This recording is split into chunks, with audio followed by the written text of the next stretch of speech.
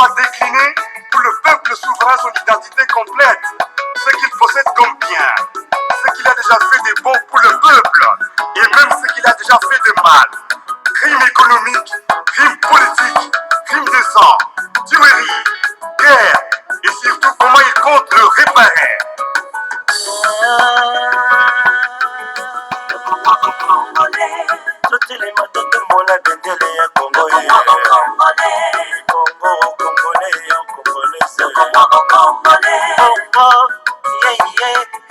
Le Congo au Congolais. Écoutez, le peuple est floué, pauvre, affamé, maigre. Est-il normal, est-il possible qu'un jour tous ces mots dont nous souffrons prennent fin? Ou s'agit-il d'une malédiction, d'un envoûtement collectif? Le Congo au Congolais. Le Congo au Congolais. Le Congo au Congolais. Le Congo au Congolais. Le temps de plonger dans l'irritation perpétuelle contre ce méchant est révolu.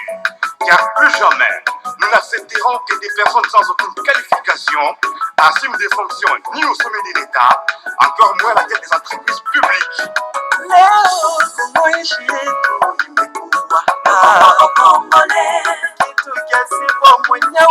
Le Congo au Congolais. Le Congo au Congolais.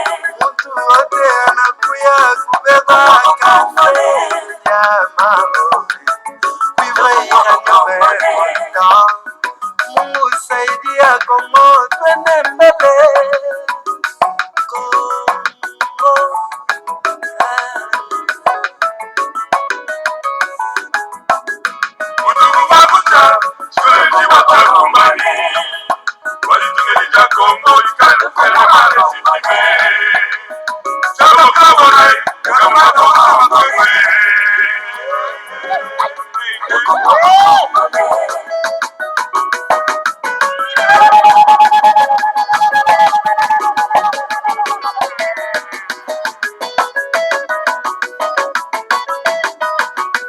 Ainsi, nous saluons avec la dernière énergie la venue de la Troisième République tant attendue et dont plus de 5 millions de Congolais ont payé au prix fort de leur vie.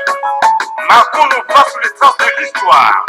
Posons des actes qui serviront d'exemple aux générations futures. Le Congo au Congolais.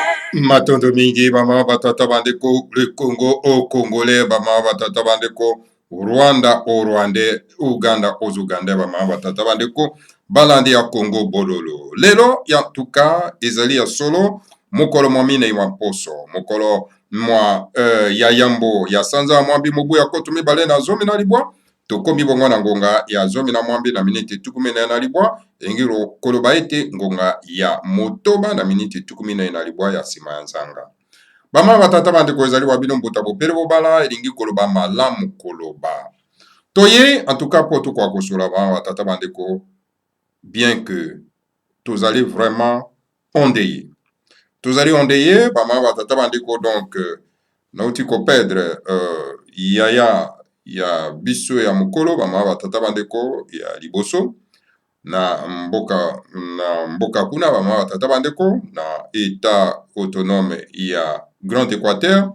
Donc voilà, touti ko perdre donc grand frère na biso bama batata bandeko otaki kotika biso yanga bomoni ete mikolo oyo naza na kati na Congo bololo te.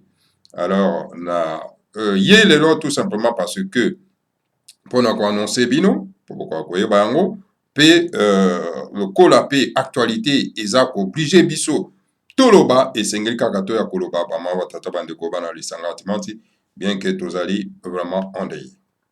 Voilà bama batata bandeko bana lisanga timanti. Kasi lelo toyena tosolana no point misato oyo tokotia likolo na mesa bama batata bandeko bana lisanga timanti. Point ya liboso, donc voilà tokolobela likambo etali le terroriste Tambwe Mwamba oyo bakamate batie na ba institution bidon oyo babengi tonge Sénat, bakamate batie mokonzi ya Sénat bama batata bandeko bana lisanga. Bien que biso ba mususu donc ba institution wana ezali pour Nabiso illégal et illégitime. Alors donc, et voilà, deuxième point tokoso là. Dikamwe tali solo pendant en tout cas, Olengankoi. Olengankoi, donc c'était mon tété là de la savane. Yé a telemi pour na plaider. Donc, balongola ba sanction au Union européenne azwaki contre ba criminel, ba terroriste au bazana kati na Congo, oyo ba kolita Hippolyte Kanambe, le Tutsi rwandais. Bama batata bandeko bana lisanga antimateria José Kabila. Donc Olengankoi a telemi pour na été akenda ko plaider cause na bango pour balongola ba sanction oyo Union européenne apesa ki bango bama batata bandeko.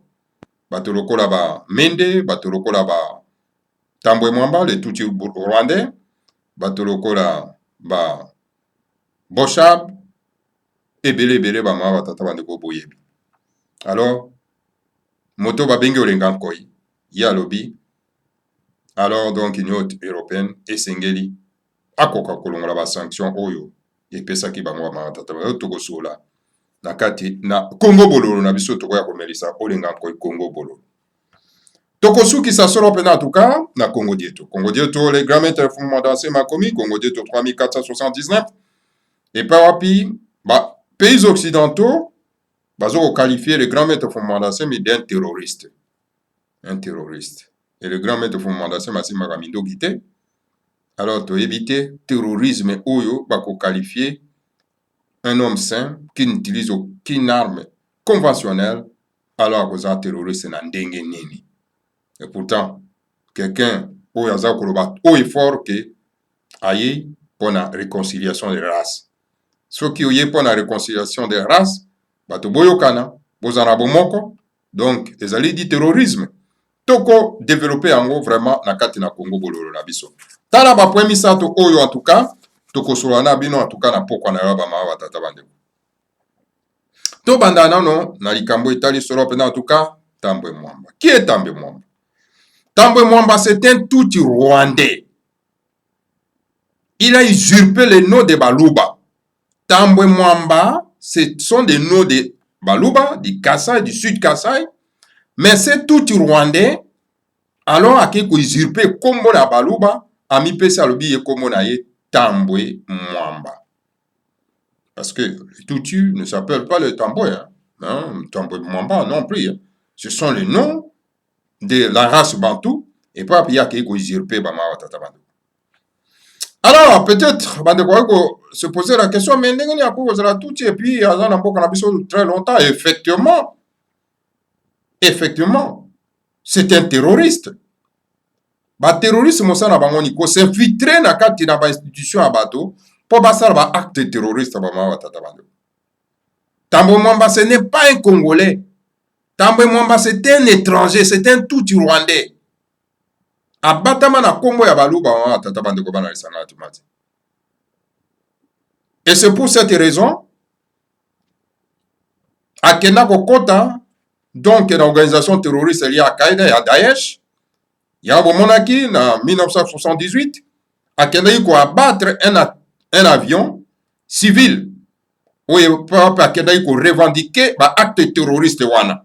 Alobi to abattre un avion. Donc, il a revendiqué les actes terroristes. Ce que na mokili Maputo, place tozali bama tata bandeko, nde Tambwe Mwamba a été arrêté. Ce qui Tambwe Mwamba, un terroriste lié à Al-Qaïda et à Daesh, ce qui abomaki avion wana asalaki ba acte terroriste wana, ce qui ezalaki minde bazaki na kati. Alors bama tata bandeko bana isanga timati ke ba passager wana bazaki ba mindele nde Tambwe Mwamba azako za na prison les robes ma tata bandeko. Mais comme Tambwe Mwamba a commis des actes terroristes à l'égard n'est-ce pas ba nègres, oh, il y a pas de problème, ce sont les nègres qui sont morts. N'a pas acte terroriste. Donc on peut toujours continuer à coopérer avec eux, avec lui. Hein, il peut continuer à circuler librement. Il n'y a pas de problème. Hein? Donc, aussi longtemps que le terrorisme n'a concerné tout simplement les nègres qui sont en République fédérale du Congo, bon, il n'y a pas de problème. Il peut continuer, n'est-ce pas, à terroriser cette population. Alors voilà, Bama Batata Bandeko. Lelo Tambwe Mwamba, qui est un terroriste étouffé, reconnu par le monde entier. Bakamati bakeko fandi saye na ba institution monene lokola Sénat. Vous vous rendez compte de cette humiliation, Bama Batata Bandeko. Un terroriste akenda kovanda comme mokonzi ya Sénat. Alors, Chilombo, mais faites attention parce que Yolingi va voyager trop. Mais bientôt, il va commettre un acte terroriste kalaté contre yo. Parce que c'est son habitude. Habitude à Tambwe Mwamba, c'est-à-dire terroriser la population au bazar qu'on voyager dans l'avion. Le col a vu institution à Sénat, président à Sénat. Oh, c'est là où il va vraiment, à Kobenga Soropena ba terroriste à Mokili, ba allié na Daesh na ya Al-Qaïda, pour vraiment qu'on fasse des appels du terrorisme dans la carte Mboka et pour abattre tous les avions civils qui circulent dans la carte de la République fédérale du Congo. Voilà un danger.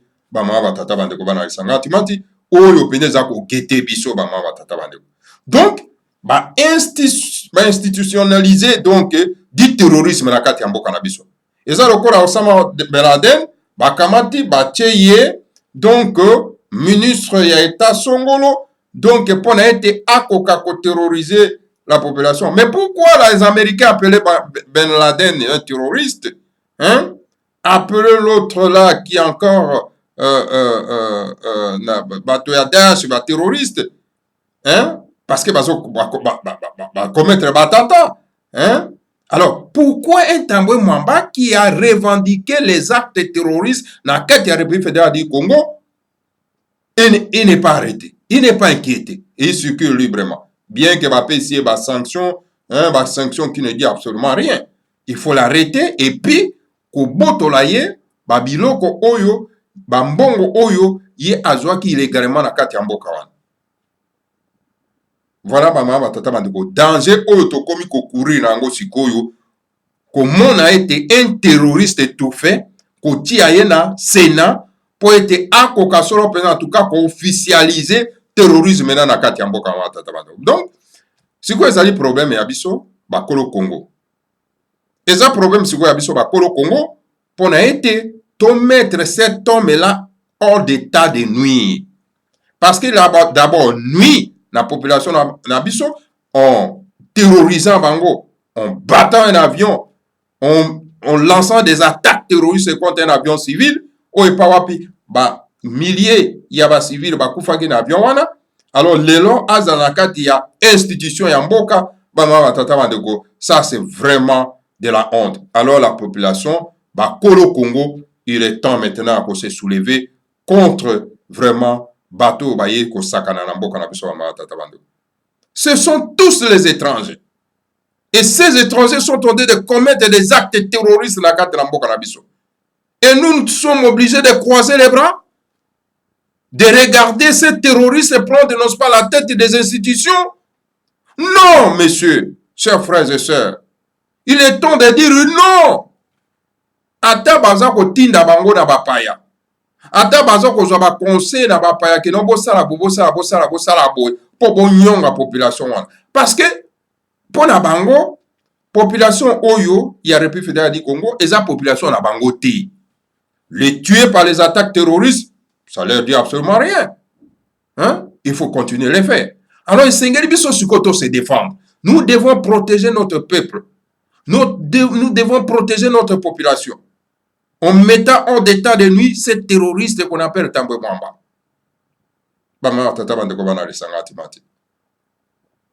Voilà en gros, situation danger oyo ezako gete biso sikoyo bama batata bandeko bana lisanga atimati.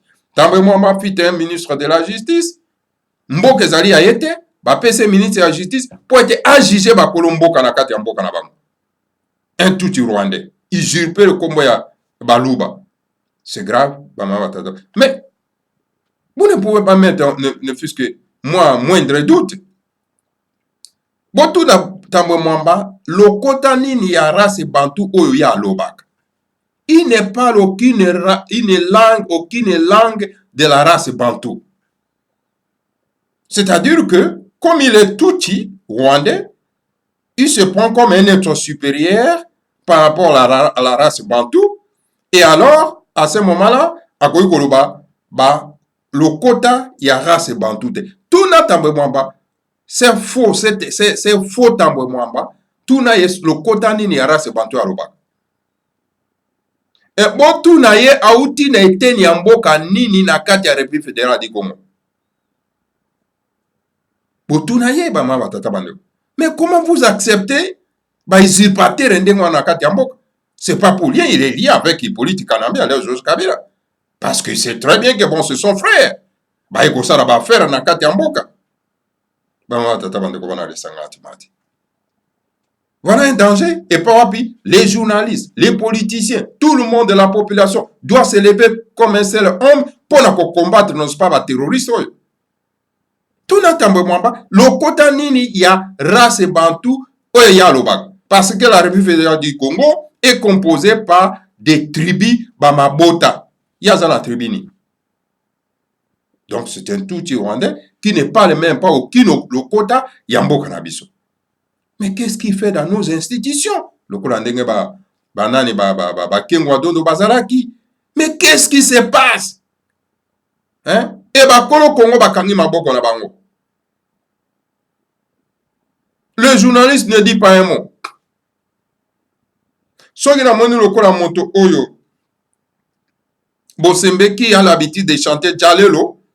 Il y a monsieur Chilombo, il chante Djalelo. Nous sommes pona que ndengeni ne bako repérer pour être à poste. C'est malheureux bama tataban. Comme tout le monde a chanté Djalelo, il peut comme tourner à chanter Djalelo bama tataban de kobana les sangatimati. Dans un pays occupé, nous disons toujours que le pays, la République fédérale du Congo, est occupé par la minorité Tutsi. Lorsque dans votre pays, la kati armée, vous voyez que ce sont les éléments étrangers, Oba Simbi, Mapinga. Mais comment est-ce que vous allez vraiment défendre votre pays? Aujourd'hui, na kati à la police, ce sont les étrangers, Oba Zana kati à la police. La sécurité en Boka, ce sont les étrangers. Ces étrangers-là. Tant dans l'institution en Boka, au moni bango bazana katiwa, Barubewa, Batambe Mwamba, Balu Hippolyte Kanambe, alias Zoé Kabila, Soki Norogabo, Okuti Bisengi Mana, Okuti commandant Raos, Bazale Bere Wana Mama Tatabande. Et toute la race bantou, ils ont se soumettre na dictat, il y a moins minorité à Batouana Bapayabaï Konjabiso. Alors vous, au Congo na Motoloko la Bosembe, ils parlent non pas que non des bonnes institutions, la présidence, etc. Voilà les gens qui ne savent pas se battre pour Namboka Naba. Pas qu'on dormit le bateau. Na biloko ezangiti na bama tatabande. Voilà, bama tatabande ko. Ça donne la nausée de voir que non, moi minorité à bato bazo nyonga bino sur 85 millions de population, alors bo vandi bozo tala bazo nyonga bino bama tatabande ko bana esanga tumati. Toleki na deuxième point na biso toko lo balelo likambo etali olenga koyi. Olenga koyi ake osala démarche na ye auprès de l'Union européenne que non balongola ba sanction oyo bango ba pesaki na bato oyo ba commettre des crimes odieux na kati ya mboka na biso. Cela veut dire que Olenga Nkoyi a craché na mémoire ya bandeko na biso ya badepte bundu dia Congo oyo ba bomaki bango solo pena tuka na Congo central, a craché na mémoire na bango, abina craché na mémoire na bino. Olenga Nkoyi a craché na mémoire. Il y a plusieurs, n'est-ce pas, fausses communes, oyo ezana kati mboka, oyo bato wana, basali crime wana, a craché na mémoire là-bas. Olenga kwa craché na mémoire, n'est-ce pas, ya bakamona sapu na Kasai. Olenga Nkoyi, aza ko craché na mémoire, ya bande kona biso baza ko sila solo pena tuka, na Kivu, bande kona biso ba bembe, bongo na bongo ba maba tata bande. Olenga Nkoyi aza ko cracher na mémoire bango. olenga koyaza ko cracher na mémoire ya baaktiviste nyonso tu ya bana somi ya mboka Congo oyo bakufi na bale ya baterroriste wana oyo bapaya baterroriste étranger oyo baye kosala mbeba na kati ya mboka na biso. Olenga koy au ye ko cracher na mémoire ya notre chef saint de la race Bantou Fumanda Nsemi oyo pape baterroriste wana baensekraki ye solo pendant na palais royal, bombardé par les armes conventionnelles pendant 3 semaines et destruction massive ya palais royal. Olinga ko vient de cracher na mémoire ya le grand maître Fumanda Nsemi maman tata bande ko bana le sanganti mati. C'est grave. C'est grave. Comment yo moto ko kenda ko défendre ba terroriste? Yo kenda ko défendre moto lokola Tambwe Mwamba oyo azali un grand terroriste lié à Qaïda Daesh oyo a revendiqué donc attentat ya avion civil oyo boma plusieurs bandeko na yo ya bana somi ya mboka ya Congo. Okenda ko défendre ye pour Union européenne alongola ba sanction oyo epesaki contre ye. Mais au moins vraiment donc bapaya bakomona biso trop ridicule. Babi mais biso to pesi ba sanction contre ba criminel wana parce que ba sa ba crime contre bande ko na bango. Mais tant de ko na bango moko yo wana za ko défendre ko plaider cause na bango pour ne to longola ba sanction contre bango. Est-ce que olenga ko raison kenda ko kata suki wana ozwa kovo pour mona na musika pour comprendre que non en tout cas na koki jamais ko plaider cause ya ba terroriste et senga na plaider cause ya bande ko ngai. Mais olenga koi olia kena ko plaider cause ya bande ko na biso oyo bakanga bango illégalement baza na prison à Makala. Il y en a plusieurs nos frères et sœurs baza na prison à Makala. Olenga ko n'a jamais été na prison à Makala pour ko kena ko plaider cause na bango. Mais ya za ko plaider cause ya ba terroriste bato ba bomi bato illégalement bango tata bango. Voilà, nous avons des criminels politiques. Bango wana ba olenga nkoi. Ce sont des criminels politiques que vraiment na Congo ya sika et singeli place na bango eza solo pendant la prison. Ce sont des criminels, des terroristes en cravate. Toza ko légitimer ba terroristes en cravate. Voilà maman tata bande ko bana les 50 mati. Ezali trop grave. Alors, et singeli bande ko va prendre conscience que nous avons affaire n'est-ce pas na bateau bazali vraiment de mauvaise foi, bateau bazali vraiment ba criminel oyo baza ko prédaka ba cause ya ba terroriste na kati na mboka na biso pona ko légitimer bango ba continuer ko massacrer ko boma ko tia bato na ba force commune. C'est grave. Alors toko senga na olenga nkoi azonga moto a réfléchir que non ba démarche nga nazo sala pona ko plaider cause ya ba terroriste o ba pesa bango ba sanction na Union européenne et ça démarche à mabe. Alors donc à retirer en gros parce que à une recommandation mon côté il y a les nations parce que nous sommes des nations, c'est-à-dire la République fédérale du Congo est composée par des nations. Il y a des nations Ngala, il n'a pas eu la recommandation de la nation Ngala, il n'a pas eu la recommandation de la nation Boyoma, il n'a pas eu la recommandation de la nation Congo, il n'a pas eu la recommandation de la nation Luba, il n'a pas eu la recommandation de la nation Katangese, Bongo na Bongo, Bamata, Tabandeko, pas qu'il n'a pas plaisir, cause ya ba terroriste au Basali, Bandeko na biso ma beba ma batata Bandeko bana lisangati mati. Donc, Olinga Koyi a craché la mémoire, il y a ba activiste politique na biso, oyo ba kufi na ba, oyo ba kufi na ba tantan, il y a ba élément terroriste. Voilà, ba ma batata Bandeko information, tout ko pesa bino concernant des personnes wana, ba ma batata Bandeko bana lisangati mati. Pona kosukisa ba ma batata Bandeko, toke solo pena en tout cas, na Congo dieto.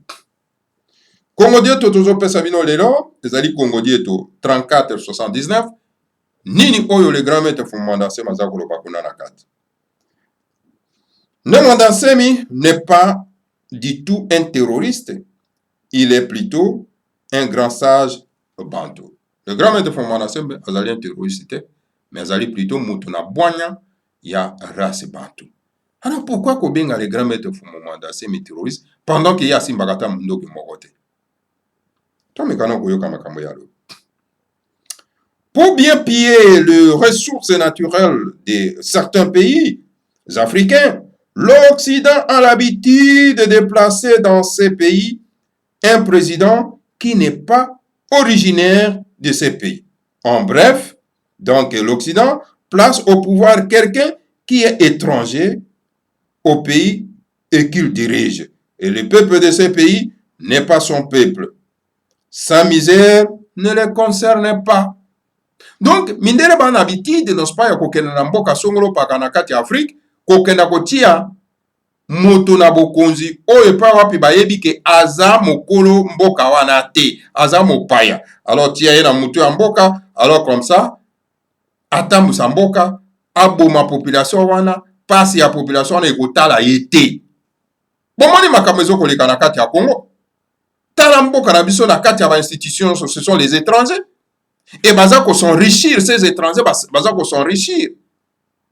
Hippolyte Kanambe aye na baboti ya mbula awa na kati ya mboka na biso, il est devenu de grands milliardaires.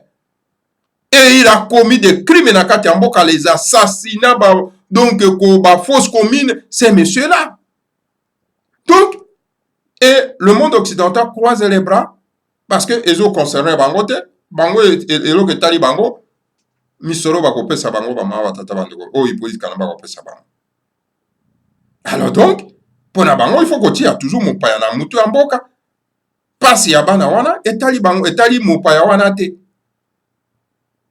Donc, il y a un Hippolyte Kanambe, alors pas quand même la fois passée que donc ba Congolais te bato ba votaki ba tia ki na pouvoir et ça ba pa ya bato ba tia ki na pouvoir. Alors il faut ça la volonté à ba pa. Un étranger qui règne dans votre pays et bino ba kolombo ka bokomi ko vénérer ko benga e raïs bongo na bongo sans vergogne.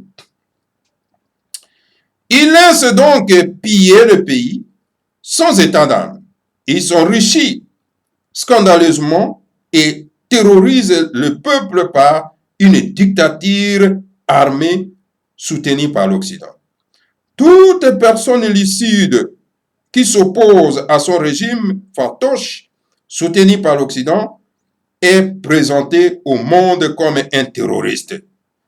Omoni, tango batie mopaya wana na kati ya mboka, ata mopaya wana aza ko terroriser population na dictature criminelle na ye, alors donc bango en tout cas etali bango te. Et moto surtout oyo ya bon sens ako s'opposer na étranger wana wa tie dictature terrorisme na kati ya mboka, alors donc azali considéré comme un terroriste. Bama batata bandeko bana lisanga atimati ba présenté comme un terroriste.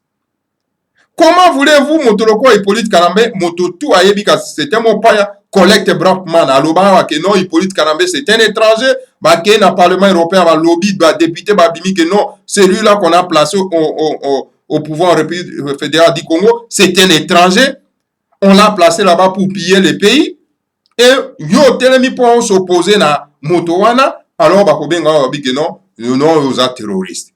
Mais qui est terroriste à ce moment-là? Ça, ce n'est qu'exemple par respect à la pudeur, j'évite de citer certains exemples concrets. Je sais de quoi je parle et je pèse bien mes mots. Le grand maître Fomanaza a dit, bon, pa botosi yabato donc yango wana naza koboya kopesa ba exemple, nazo boya kopesa ba exemple wana kasi na yebi makambo nga naza koloba.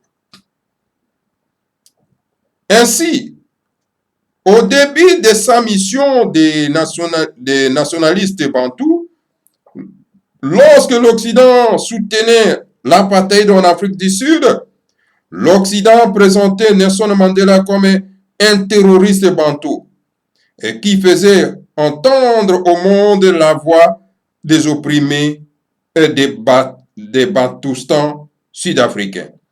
Vers la fin de sa vie, l'Occident commençait à présenter Nelson Mandela comme un grand sage bantou. Alors, par exemple, na ebandeli ya mission ya Nelson Mandela, ou azalaki un nationaliste bantou, ba mindele bango babandaki ko soutenir régime terroriste ya apartheid. Alors baza ko considérer donc Nelson Mandela comme un terroriste. Pour nani parce que Nelson Mandela a s'opposaki na régime terroriste ya apartheid na kati Afrique du Sud. Mais na tango ya suka ya Nelson Mandela, donc baye ko présenter, baye ko lakisa na ba média tout ça que non, c'est un sage moto na bwanya ya race bantou ba mama tata bande. Alors, Nelson Mandela était-il terroriste? Pas du tout. Il était simplement un grand sage bantou qui faisait entendre la voix de ses frères bantous d'Afrique du Sud, opprimés par les Blancs qui se disaient être des Afrikaners. C'était un mélange par les mariages des Hollandais, des protestants français et des Juifs. Ainsi, l'axe Pretoria et Tel Aviv étaient menaçants. Alors, donc, Nelson Mandela, donc, ce qui total malamu, est-ce qu'azalaki terroriste? Moto azoko défendre peuple naïe, moto azoko défendre bato naïe, est-ce qu'azalaki terroriste? Te ezabongote. Azalaki tout simplement, en tout cas, moto na bwanya na mayele ya race bantu. Oyo abandaki kosala mosala ya koyokisa mongongo na ye epa bandeko na ye babantu ya Afrique du Sud. Oyo bazalaki solo mpena en tout cas opprimé na bamindele oyo en tout cas oyo babengamaki solo mpena en tout cas ba-afrikaner. Donc ba-afrikaner ezali mélange ya bato oyo babalani entre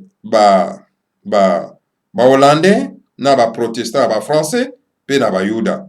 Yango wana omonaki axe wana ya Pretoria, Tel Aviv na Afrique du Sud où ezalaki tellement vraiment menaçant penza. Pour rendre les Africains très forts, donc capables de dominer les Noirs blancs bantous, l'Occident donna aux Afrikaners la formule de la bombe atomique. Po ete bako akokomisa solo mpena baafrikaner bamindele na fakata ya Afrique du Sud makasi, alors donc mindele bapesi solo mpena en tout cas bamindele ya Afrique du Sud formule ya kolamba bombe atomique bamama batata bandeko, donc ya kofabriquer bombe atomique. Nemonda Nsemi était un Mukongo, un Bantou très intelligent et très lucide. À l'Université catholique de Louvagnum, il a étudié la chimie, la physique, les mathématiques, la biologie, la psychologie et la géologie à la faculté des sciences. C'est un Mukongo très intelligent. D'emblée, de Saint-Esprit, ses amis députés à l'Assemblée nationale le présentaient comme étant un politicien teinté de spiritualité. Étant un grand initié Congo qui est en relation avec les ancêtres divinisés africains, il connaît la vraie histoire de l'Afrique centrale. En sa qualité de grand maître de la sagesse Congo, le peuple congolais le considère comme étant l'espoir de la RDC. Très populaire et très éloquent, il enflamme facilement les foules. Tolimbo. De grand maître Fumanse Marobi, donc Azali Mukongo, Azali de la race Bantou, Azana Boignape Mayele, Pama Tata Bandeko. Na kati ya Université catholique à Louvagnum, en tout cas, atangaki solo pena chimie, physique et na mathématiques, biologie, psychologie, en tout cas, na géologie, na faculté ya science. Alors, donc, Azali, Mokongo, o Azali na Boignape Mayele. Et pas wapi, en tout cas, ya tonami solo pena molimo santu, baninga na ye ba député na kati Assemblée nationale, babanda ko présenté comme étant politicien oyo solo pena Azali na bonzambe na kati na ye ba mawa tata bandeko.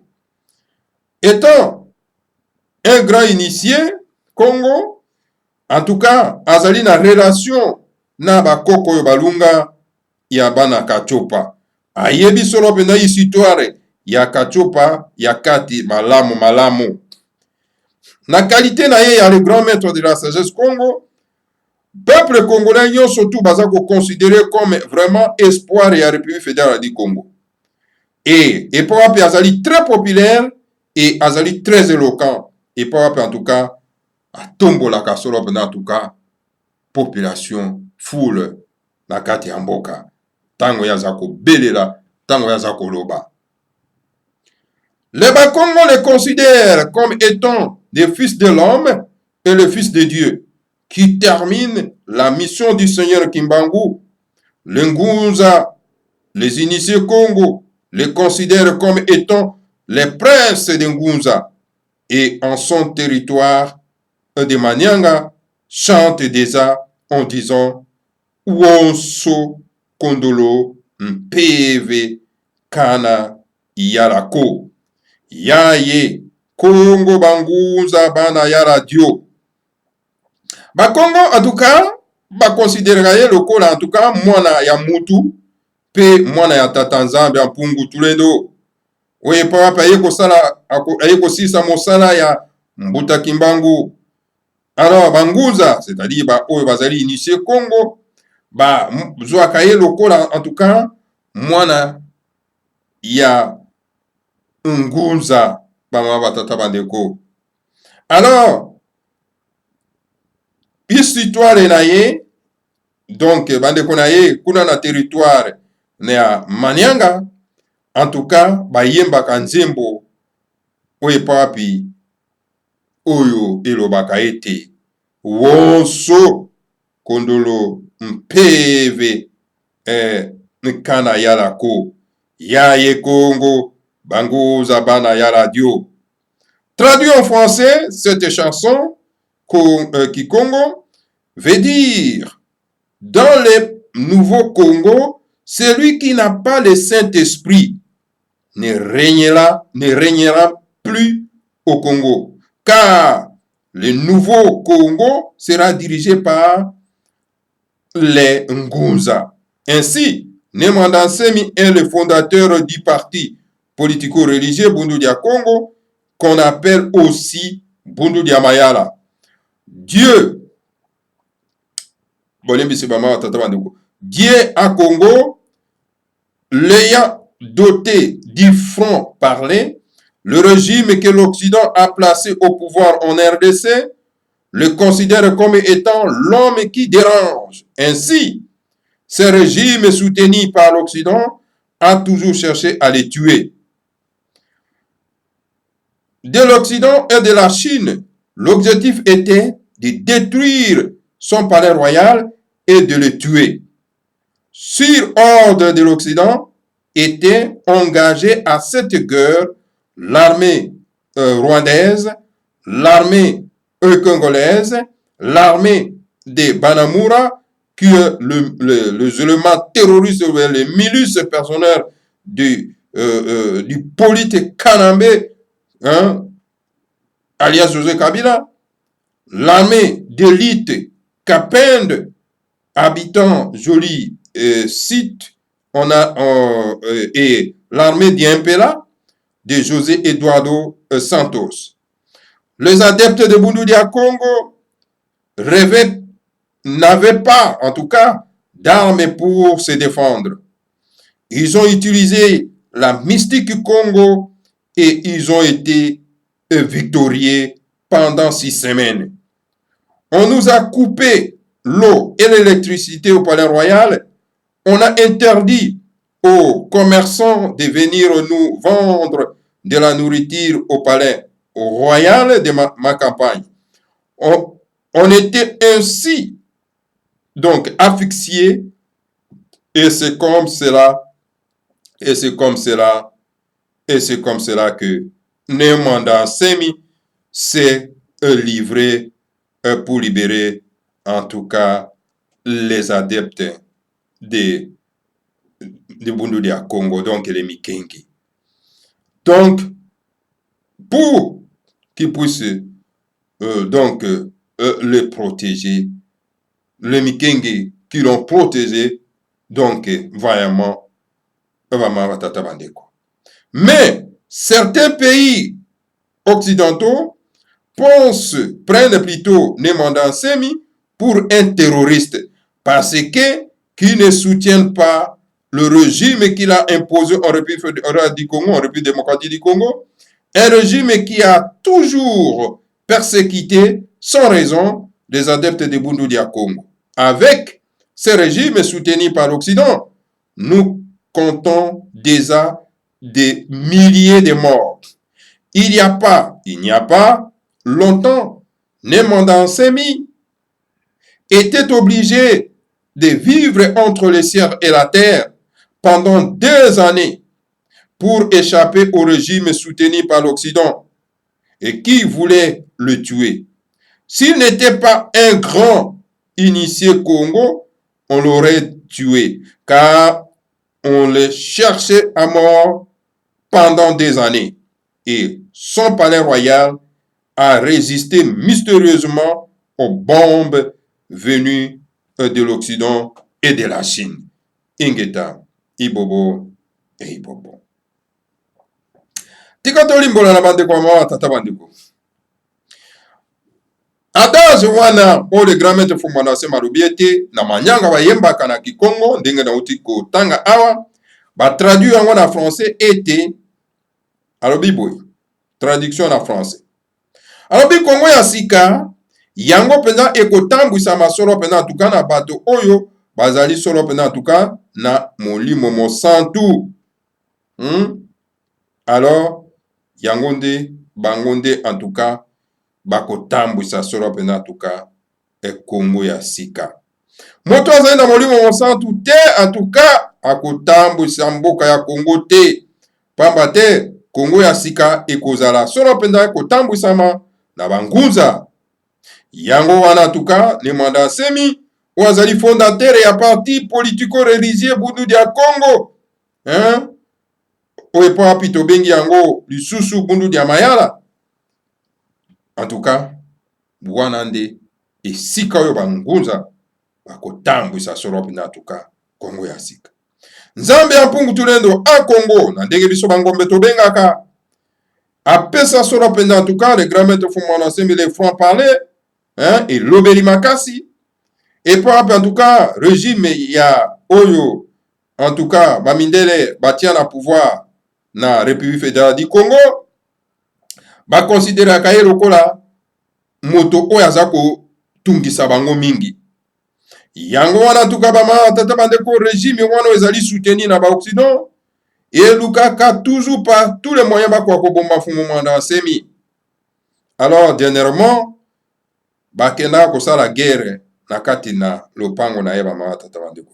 Et puis ba utilisaki ba arme surtout o mindele ba pesa ki bango na ba chinois. Objectif ezalaki nini? Ko boma, ko détruire, ko pebisa solo pena palais royal pe ko boma le grand maître Fumana Nsemi. Na ordre ya ba mindele,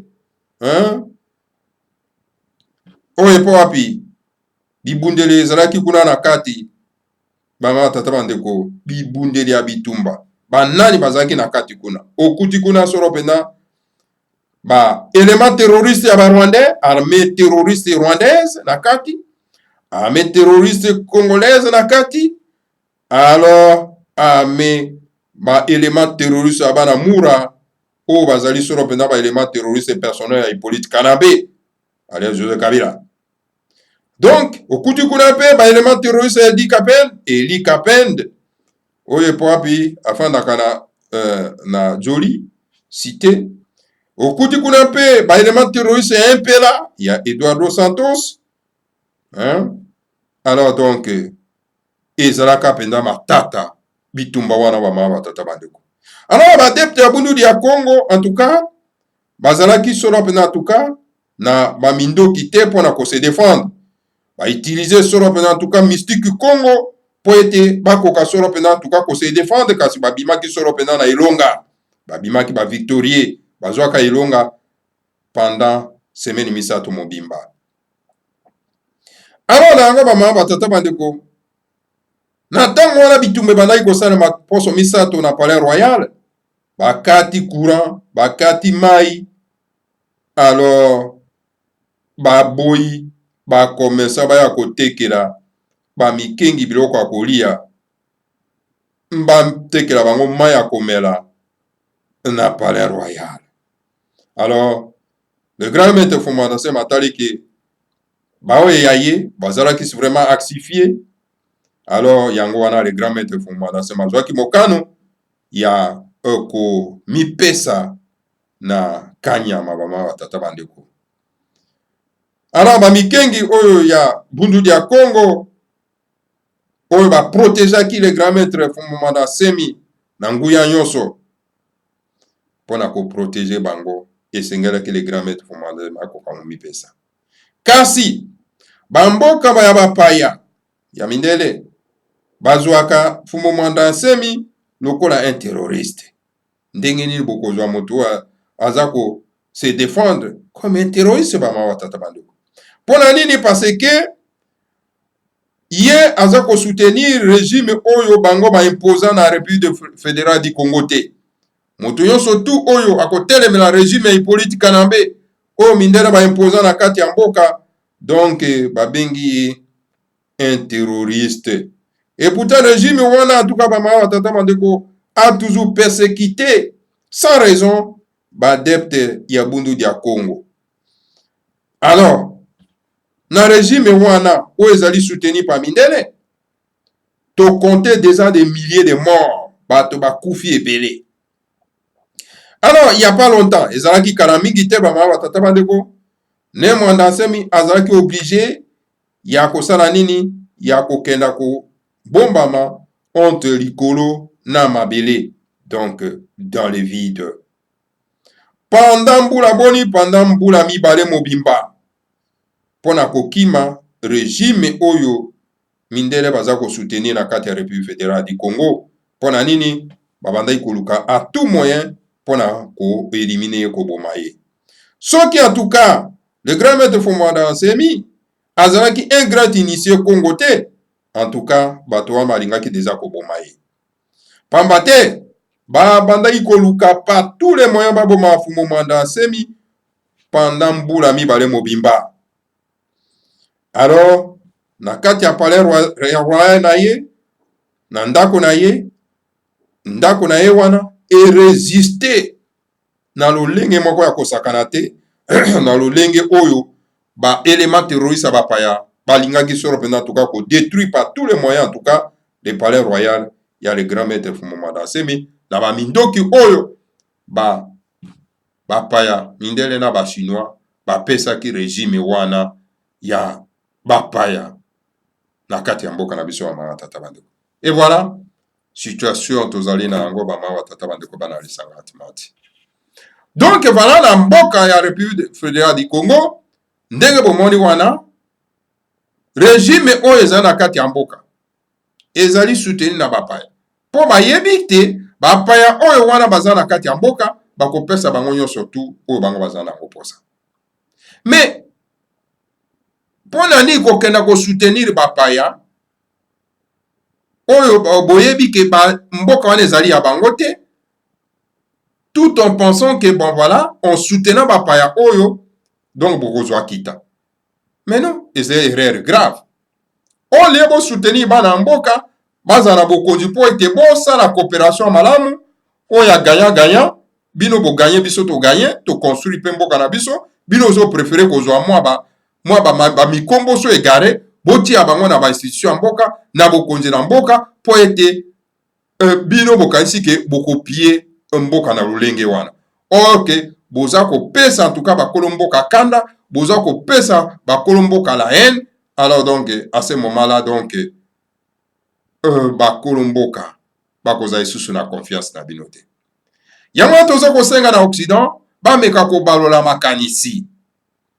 Nous voulons coopérer avec l'Occident, travailler ensemble, mais en soutenant le fils du pays intelligent. Et non, bana mboka oyo bazanga mayele, oyo baza koteka mboka na bango. Il faut écarter nos pas bana mboka baza koteka mboka na bango, mosika na pouvoir. parce que baza na vision te. Alors donc, pour que l'Occident akoma kosala mosala wana ya kosoutenir bana mboka, esengeli bana mboka bokoka pe kotelema.